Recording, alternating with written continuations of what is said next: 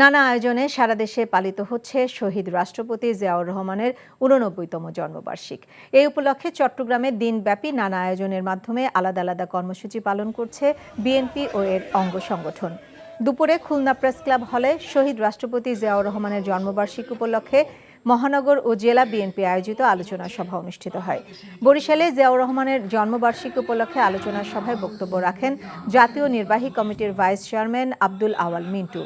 সিলেট কেন্দ্রীয় শহীদ মিনারে জিয়াউর রহমানের বর্ণাঢ্য জীবনের উপর স্মৃতিচারণ, আলোচনা সভা ও শিক্ষার্থীদের মাঝে শিক্ষা উপকরণ ও খাদ্য বিতরণ করা হয়।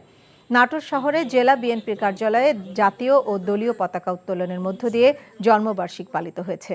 আর নওগাঁয় দলীয় কার্যালয়ে দোয়া মাহফিল অনুষ্ঠিত হয়েছে।